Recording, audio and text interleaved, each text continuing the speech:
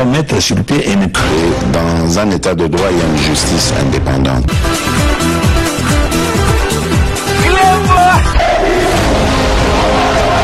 Ce n'est pas pour rien qu'il faut des conseils.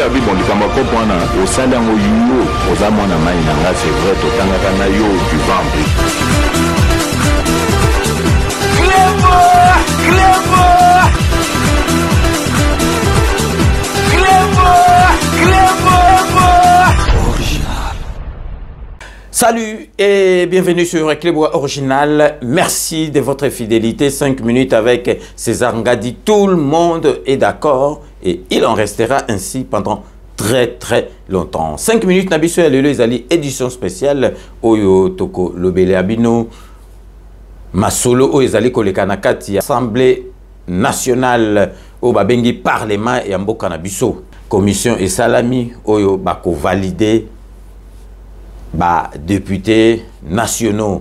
Donc jusqu'à ces jours, député mon côté à Kogiko prévaloir à l'Obakeye Azali déjà député parce qu'il faut valider Bango et puis cour constitutionnelle Ezali kota là contentieux donc misusu pe Kogiko longwa misusu pe misusu koko tapé na parlement donc cour constitutionnelle et qu'on valide bateau publié qui candidat au publié qui na seni wanande au mibengi député national mais boyebi ke lelo tozali mardi bozali kolanda émission oyo ya édition spéciale au tokolo belabino musala oyo ezali kolekana assemblée nationale ya mboka na biso na kati ya parlement mais boyebi ke tozali na fièvre.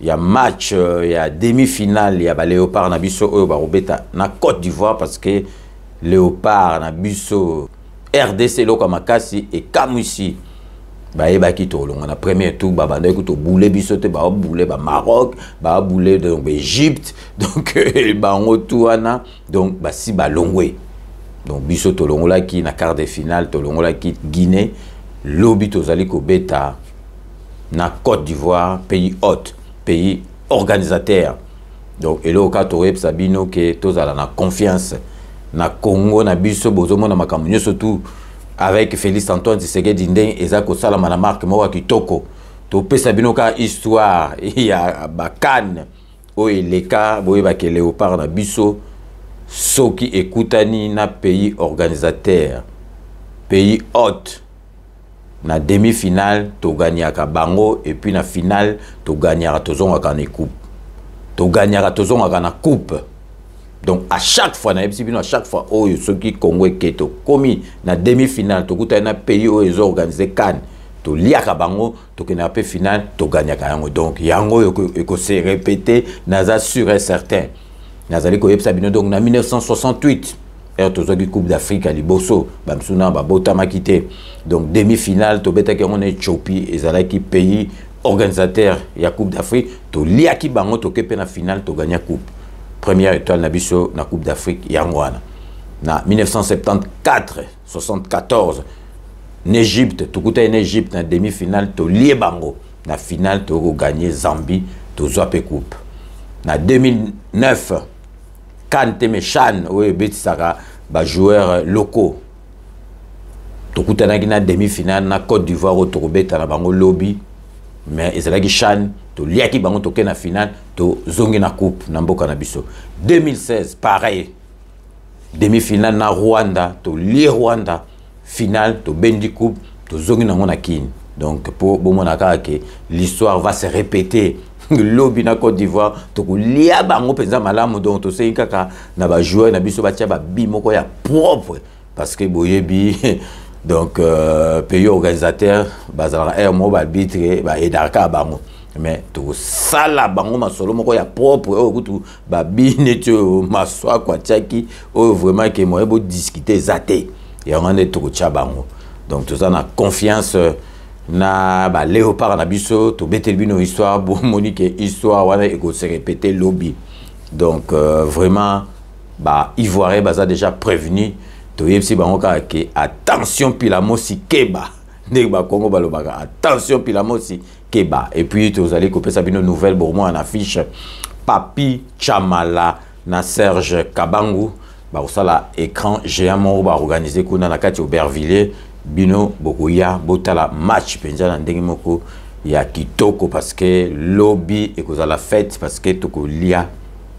ba ivoirien. Sikoyo tokoti na sujet na biso na annonçaki tout au début de mon intervention, tout au début de mon émission, na ebsaki bino tokolakisa bino oyo ezali koleka na kati ya parlement. Boyebi ke parlement efongwamaki donc ba député oyo batangaki bakombo na bango na seni oyo baza nanu ba député te baza déjà donc batangaki bakombo na bango mais siko il faut ba valider bango ya ona commission esalami kuna na parlement donc ba député oyo ba publiaki bango na seni député moko te à ce jour à Kokiko prévaloir alobaki azali député national. Il faut azilana nous ba valider après nde siko vraiment commis député national. Siko azali député moko nanu provisoire donc ba sitaki na seni mais nanu a Kokiko lobate a mi commis déjà député. Et puis ceux qui va valider ba député va valider ba oyo bazana ba fonction mususu à part masolo oya qui député ba kozala na 8 jours pour na ko choisir entre atikala kaka député ou bien apona fonction oyo azali ko kipe donc neti obi ba ministre misusu ba leki député neti donc Guilo Ndomboyo ministre ya aménagement du territoire neti mama na biso Samba na maître Ekila ba zali ba ministre donc tant ba valider bango en tant que député sikoyo ba kozala na 8 jours pour ba pona soki ba kotika la ba député ou bien ba kokende na côté ya ba ministère na bango donc botala binomoko na bilili o ezali koleka na palais du peuple. Donc restez connectés sur Clébois Original. On revient tout de suite. Depuis leur mise en place le vendredi 2 février 2024 par la plénière, les 26 commissions spéciales correspondant aux 26 provinces de la République démocratique du Congo sont déjà à pied d'œuvre. Ces différentes commissions ont pour mission d'examiner minutieusement et valider les dossiers de chaque député proclamé provisoirement par la Commission électorale nationale indépendante. Pour faciliter le travail, nous nous sommes éclatés en 4 sous-commissions, étant entendu que Kinshasa est constitué de 4 circonscriptions. Alors, comme nous sommes au nombre de 32 élus du Sud Kivu, 8 vont constituer chaque travail. Nous avons commencé par le premier dossier et nous allons poursuivre le travail jusqu'à l'épuisement de l'ordre du jour. On ne devient député, quoi qu'encore de manière provisoire, que lorsque le mandat a été validé par l'ensemble des personnes qui ont été proclamées par la CENI. Et cette validation de mandat est le premier acte que le bureau provisoire doit devoir poser. Donc tant que vous n'êtes pas encore validé, donc vous ne pouvez pas encore vous prévaloir du statut des députés. Et je dois vous dire aujourd'hui que malheureusement, dans notre pays maintenant, donc du 29 janvier, depuis que l'ouverture a eu lieu, jusqu'à ce jour, on peut considérer que dans notre pays, il n'y a aucune personne qui n'a la qualité de député parce que tout le monde n'est pas encore validé. C'est donc très très important cette procédure de validation. Et lorsque les députés sont validés, ceux qui ont des fonctions incompatibles disposent de 8 jours pour choisir est-ce qu'ils veulent rester députés ou ils veulent rester dans les fonctions qui sont les leurs actuellement. Si dans les 8 jours, vous dites que vous choisissez pour votre fonction de ministre, de premier ministre ou de conseiller, en d'autres termes, vous avez renoncé définitivement à votre mandat de député et vous n'y reviendrez plus. C'est votre premier suppléant qui devient le véritable titulaire et le deuxième suppléant deviendra comme le premier suppléant. Au bout de 5 jours leur accordés pour accomplir ce travail, viendra l'étape de la mise sur pied par le bureau provisoire de l'Assemblée nationale d'une commission pour rédiger le règlement intérieur de cette chambre. Bino moko boiti kolanda na epsi bino ke donc ba député o ba valider bango o bazana ba fonction mosusu à part masola qui député ba rozala na 8 jours pour ba pona entre qui député na fonction na bango bazali na yango. Ensuite ndenge na yebisaki bino ke cour constitutionnelle ezali ko kata masolo oyo concernant ba contentieux oyo boyebi ba député belé ba invalidaki bango suite ya fraude na ba misusu ke ba monaki ke ba zwaki ba lobi ke ba zume seni esali makambu ndenge elongo banite bango nyoso tu bazali kuna na kati ya cour constitutionnelle ya ngonde eko validé bango. Je pense que le 8, si ma mémoire ne me fait pas défaut, Borolanda on a kati ya reportage cour constitutionnelle eko 4 pour récupérer bateau que ba monique ba dossier na bango ba salaki en malamu ou bien seni a salaki masolo mabe ba ko zongisa bango na kati ya masolo oyo ya ba député to tikeli bino bolanda extrême qui oyo to tikeli bino bolanda oyo ezali koleka kuna na cour ya cassation pour cour constitutionnelle et ya kokata makambu ya ba député oyo bazalaki invalidé. Donc restez connectés sur Clébois Original. On revient tout de suite. Être examiné au cours des outres déclarés irrécevables alors que les cas Colette Tomba est recevable mais non fondé. La composition promet le prononcer le 8 février prochain de cette terminée. Donc bino mo boyuti kolanda donc to lagisi bino cour constitutionnelle kalate et ko kata masolo siko bazana ba contentieux donc bazali ko samba batu bazali ko ya ko se défendre na masolo na bango ndenge na yebisaki bino donc jusqu'à ce jour donc député mon côté à koki ko se prévaloir que aza déjà député national il faut ba valider yango na musali zali ko salima pe kuna na kati ya parlement bomona ki yango soki ba valider bango siko ba député oyo ba kokoma na deux masolo bazana ba boulot na bango misusu il faut ba pona dans les 8 jours ce qui a kotika la député ou bien a kotika la ministre ou bien a kotika la PDG ou bien ba makamususu. Donc yango na tenaki na la Sabino boye ba évolution ya masolo oyo ezali koleka concernant ba députés nationaux. Donc restez connectés sur Clébois Original pour la suite de nos programmes.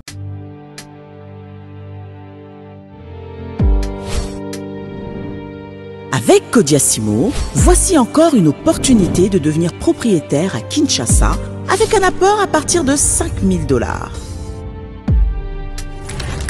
Des nouvelles parcelles en vente, des constructions déjà en cours, à Ntsele au bord du fleuve, Daipen, à quelques mètres du mausolée d'Étienne Tshisekedi, quartier Poulmalebo, à Safari Beach et bien d'autres encore. Devenir propriétaire avec Kodiasimo, c'est choisir d'acquérir votre bien immobilier avec un accompagnement personnalisé, allant de l'achat de votre parcelle jusqu'à l'obtention de votre titre de propriété.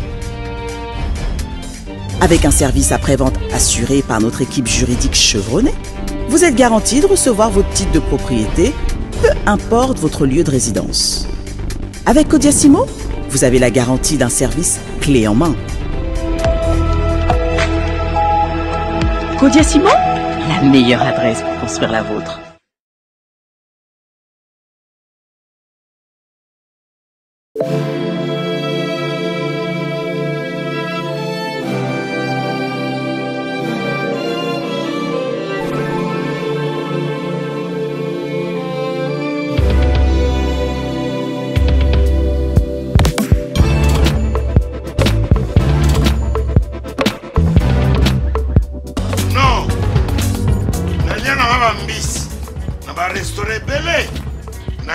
Mambo Galaxy na kuti poisson tala mbisi pe ya mwana te haza minere te haza mukolo ndoboko liango familial botundi mbisi basangisa na crevette kaka ya mbisi basangisa na makemba basangisa na poivron basangisa na céleri basangisa na pomme de terre basangisa na munganza donc mbisi azu vitamine bazali susu na ngulu bazali susu makayabu brochette otobengi kamundeli mayebo lobiloko nyonso ya mboka pa Galaxy mambo tozolia c'est mambo Galaxy tozosala mpa na bana mboka yango wana congolais mpona esika oyo kolela or ke bacongolais toyebani osali 6 mois okundi na propriétaire tie mosaka na liso mais Galaxy Mambo 8 ans quel restaurant eza mosika te. Au numéro 137, rue André Carman, à Aubervilliers, composez vite les 07 53 28 89 07. Galaxy Mambo, c'est du wow.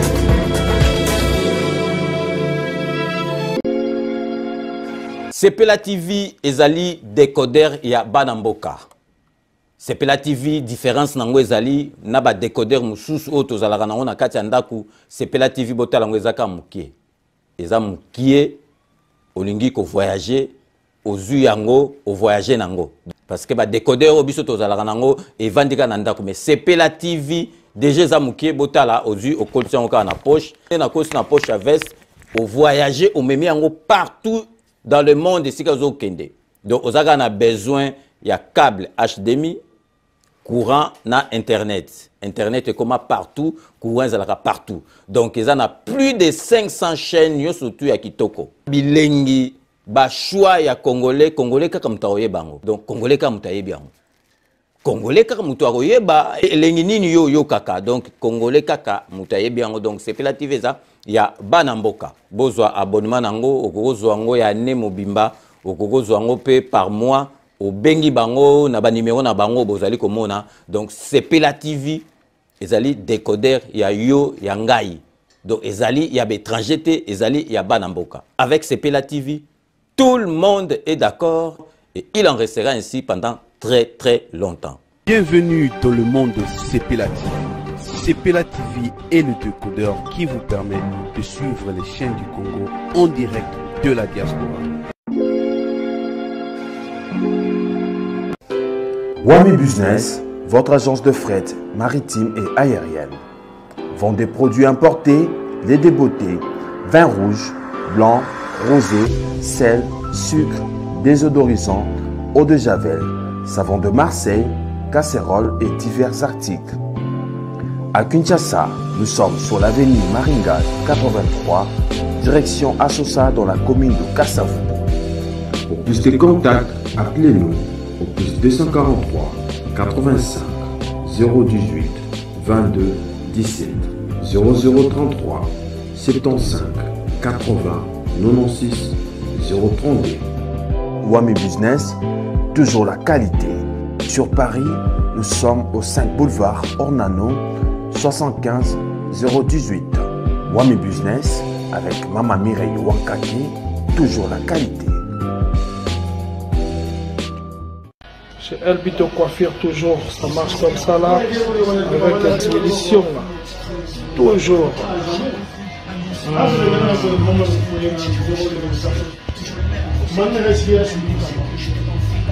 Salon Member One, chez Elbito Coiffure.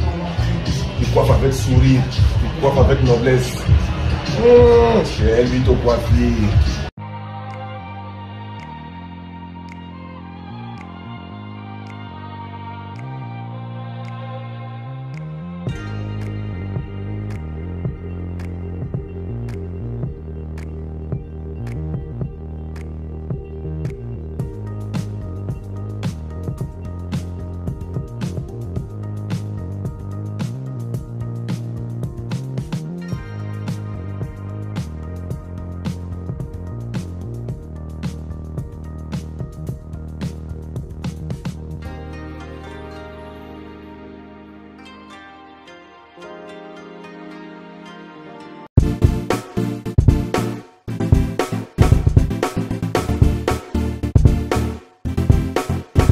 On doit mettre sur pied et mettre dans un état de droit et une justice indépendante.